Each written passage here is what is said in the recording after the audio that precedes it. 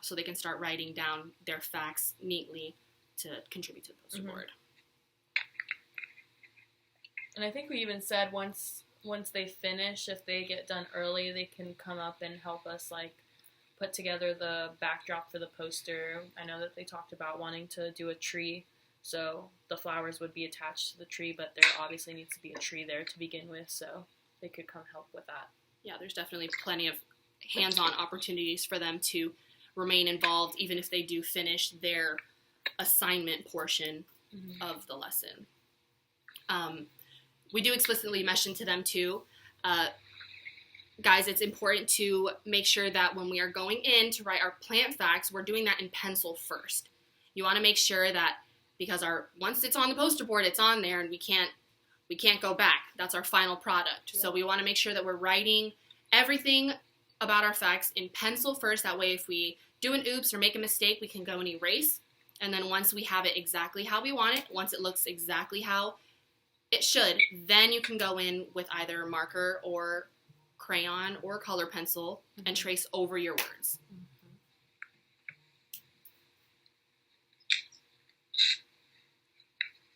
So after the students get their plant facts decided and written down in pencil, we're going to be moving to more of the creative portion, and this is when they'll get the opportunity to decorate their flower facts, make that as colorful as they would like them to be, and we will distribute different labels for them to create.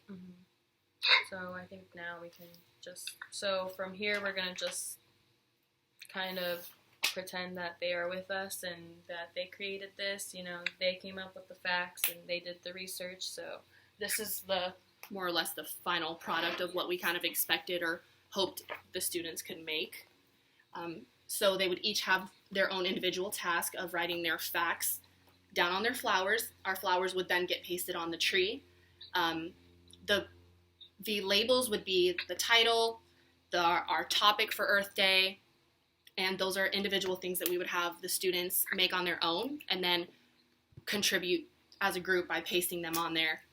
But, considering we had to make the project, this is how we decided to carry it out. Display it, yes. So then we would all come together at the end. Once everybody had all of their decorative portions and there was literally nothing else left to do but glue all of our contributions onto the poster board, we would all come around the poster board as a group because there's realistically only 5 of us. So we would fit around a poster board. And we were going to use that as a reflective time where the kids get to share their facts that they chose, and they get to decide kind of with the group where to put their fact on the tree, where it looks best, so we can all kind of agree on the physical appearance of the tree itself. And then we can decide from there, like, once it's all said and done, where they would like to display their poster within the school. I think, like, that's, like, the excitement, the interest that they have, like, oh, well, where are we going to display this? Where's everyone going to see it? So, should we do that? Should we have them say their thing? So you guys are, the students that we have here, you guys are more than welcome to share the fact that you wrote down on the poster board. Your favorite fact that you wrote down. Shamar, yes. Okay. So for one of the facts that I wrote down was that some medicines do come from plants, which is very beneficial because, we need medicine if we're sick. Yeah, especially right now. We need that medicine more than ever, right? Yes, so I can come see you guys in person. We can go back to regular school. Exactly. What about you, Carlos? Flowering plants produce fruit. Yeah, that's one of the very first ones we came across, right? And we need fruit. Why? To eat. Yeah. Yep. So I think that's important. Where would you guys like to put this poster if you guys could choose a spot in the school? You have to think about, where does everyone go? Where's a place that everyone goes, no matter what grade we're in, that everyone can see this poster? The lunchroom.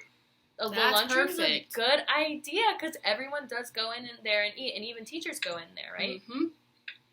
So we could either pick a good spot on the wall. And the lunch ladies work there, too. Yep. We could pick a good spot on the wall. We could maybe put it on one of the main entrances to the cafeteria on the door. So we could definitely pick, there's lots of different spots that we could put in the cafeteria to make sure that everybody sees it and gets some valuable information about plants and Earth Day. Mm-hmm. Awesome idea. That's great. So now, unfortunately, this is our last time meeting, and I want to play a game with you guys before we go called Peaks and Valleys. This game, first of all, has anybody ever played Peaks and Valleys? Raise your hand if you've ever played it. No? No one? Okay. All right. Well, I'll explain it. So Peaks and Valleys is a game where we talk about the peaks and we talk about the valleys. So think of a mountain. The peak of a mountain is the very tip top, all the way at the top, so it's super high up, right? So if it's all the way at the top, it's super high, it's probably pretty important. So that's what we call the best part of anything that we're talking about. So for example, if I asked you what your peak was for this assignment, what was your favorite part of the assignment? What did you like the best about the assignment? That sort of thing. My peak for this whole assignment, to give you guys an example, is the fact that you guys got to be here and learn about Earth Day.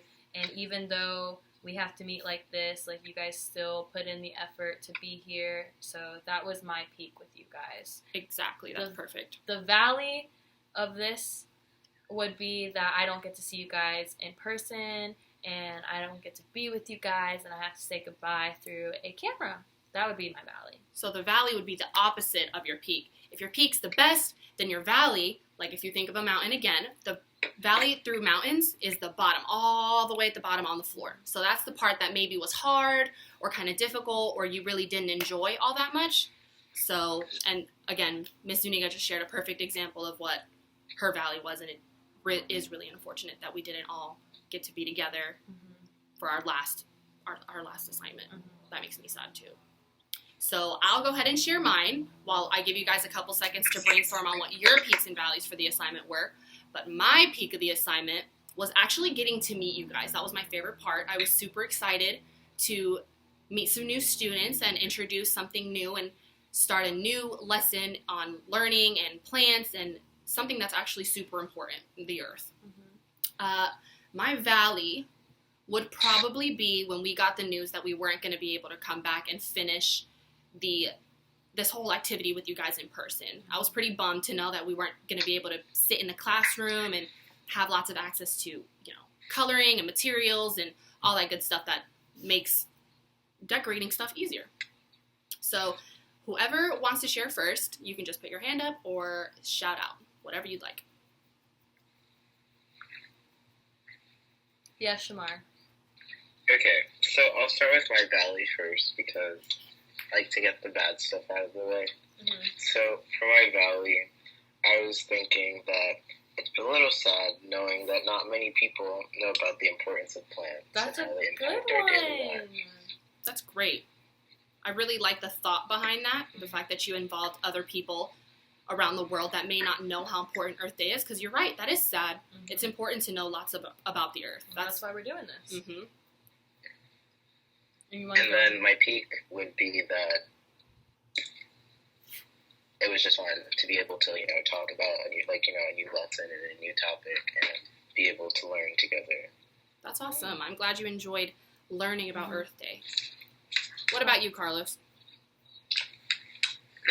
My valley would be that I didn't get to learn with my friends in the classroom. Very true. But my peak is that we know why plants are important.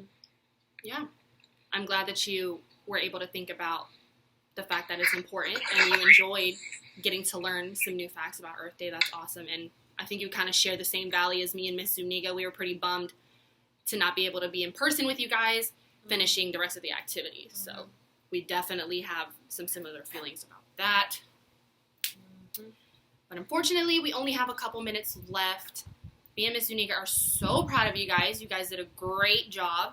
You guys worked super hard finding your facts. The poster looks amazing. Our poster looks great. I'm super excited to find somewhere to hang it so we can brag to everybody in the school about how great you guys did.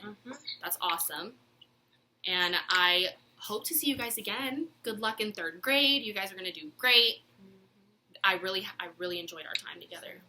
All right, bye. You